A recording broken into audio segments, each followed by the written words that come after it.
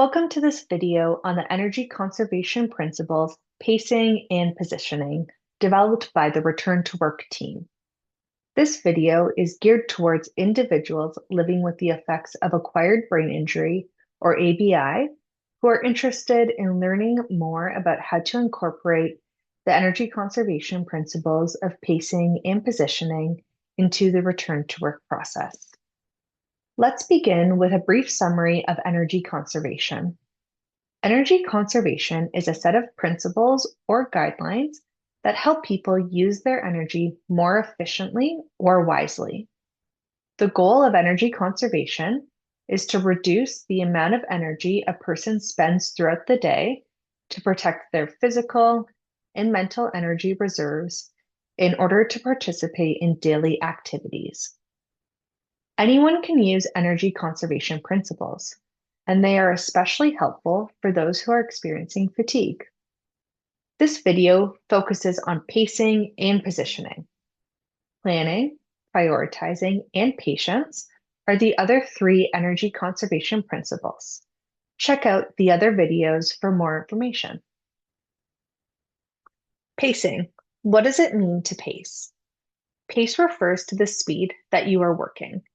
This includes the speed that you are working on and completing daily activities and workplace tasks. If a task requires precision and accuracy, such as building a shed, we might decide to work through the task slowly. If it's a task that we're familiar with, such as submitting a time off request form, we might work through that task more quickly.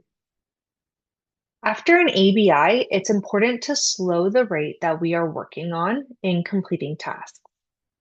This can help our brains adapt to new ways of working and manage symptoms such as headaches or fatigue. When we think about pacing, it asks us, how are we going to work on and complete tasks? Now that we have a better understanding of what it means to pace, let's take a look at some strategies to implement this principle. First, do not rush through tasks or activities. Work at a steady pace. This includes tasks that you're familiar with or tasks that you want to quickly complete, such as vacuuming or walking from your car to your desk when it's cold out. When working on tasks, use a timer to work for a set amount of time. Listen to the timer when it's time for a break, rather than pushing through until the task is completed. Depending on the work that you do, take breaks between tasks or throughout larger tasks. Alternate between light and heavy tasks, or thinking and doing tasks. Try to take breaks before you feel unwell or before symptoms begin to impact you. This strategy takes practice and might include keeping a journal of tasks and symptoms. Lastly, during break times, make sure that you are actually resting. Generally, scrolling on social media does not help people rest. Here's two examples of how a restaurant manager and a grocery store clerk can practice pacing at work. A restaurant manager might consider alternating between physical tasks, such as cleaning silverware or carrying produce, and cognitive tasks, such as working on payroll or next week's schedule. They decide to set a timer to take a 10-minute break every 50 minutes. Lastly, if they are working on a physical task, they will sit whenever possible, and during cognitive tasks, they will walk around during rest breaks. The grocery store clerk might consider slowing down the pace that they are stocking and organizing shelves. They aim to complete each aisle in 1 hour with a 15-minute break following. When they enter the back area to get more stock, they sit down for 5 minutes to physically rest. During lunch breaks, they ensure that what they are doing is actually restful and limit screen time during breaks. Next, let's take a look at positioning.